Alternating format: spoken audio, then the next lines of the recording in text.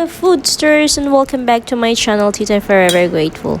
And in this video, we're gonna learn how to cook Kalderetang Baka, Filipino dish which is inspired by Spanish cuisine.